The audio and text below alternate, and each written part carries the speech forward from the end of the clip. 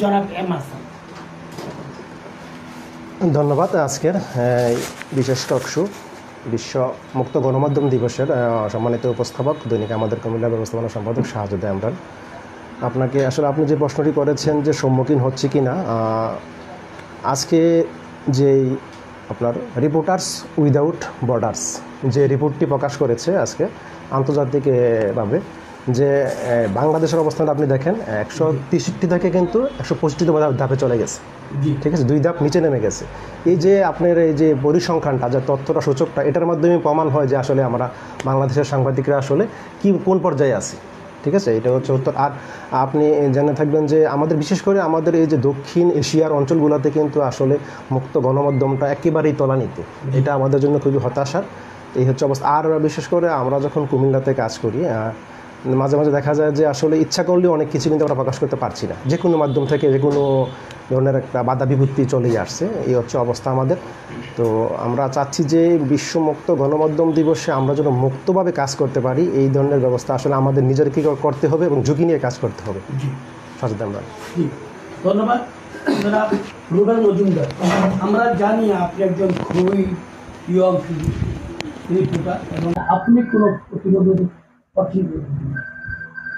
ধন্যবাদ শাহজাদা ইমরান দ্বিতীয়বারের মতো সুযোগ দেওয়ার জন্য।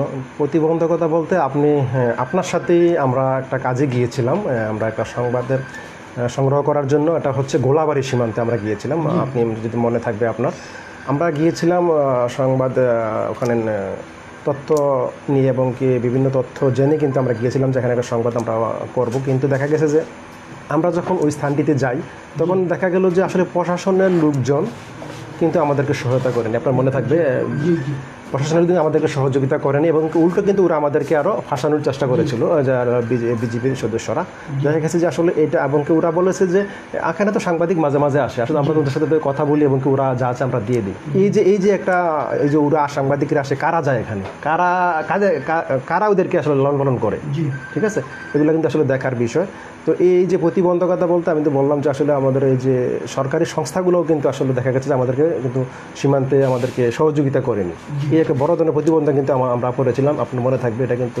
আরেকটু আপনি শুধু আমরা কিন্তু কিছু না হলে যেমন বলি যে আল্লাহকে দোষ দিই, সব কিছুর মালিক আল্লাহ, কিন্তু নিজের এই যে আপনি নিশ্চয়ই ওই ঘটনাটি যাওয়ার পর অনেক সাংবাদিকও কিন্তু বলছে যে কেন সাংবাদিকরা সেখানে গেল, আপনারা যারা সেখানে গিয়েছিলেন, হ্যাঁ, অর্থাৎ যারা এই কথা কেন গেছে তারা কিন্তু নিশ্চয়ই মাদকের সাথে সম্পৃক্ত। তারা কেউ চায় মাদক খেতে আর কেউ চায় নিউজ করতে, কিন্তু চোর যখন চুরি করতে যায় তখন আরেকজন লোক যদি নামাজ পড়ে যদি তার সামনে পড়ে, সে মনে করছে সে মনে আমার তো চুরি করছে।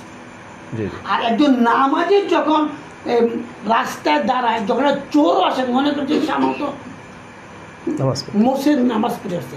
তো আমি যতটুকু জানি আপনারা কিন্তু এক জায়গাতে পড়ছেন যে অনেক সাংবাদিকও আপনাদেরকে প্রশ্ন করার অপচেষ্টা করছে। আপনি এই জিনিসটা আসলে আপনি একটা কথা বলে থাকেন মাঝে মাঝে যে সাংবাদিকরা দালালি ছাড়াও, দালালরা সাংবাদিকতা ছাড়াও। আসলে এই দালাল সাংবাদিকতার কারণেই কিন্তু ওই দিন আমরা এই একটা সমস্যার সম্মুখীন হয়েছিলাম বলে আমার মনে হচ্ছে। এই হচ্ছে বিষয়টা কি। ধন্যবাদ।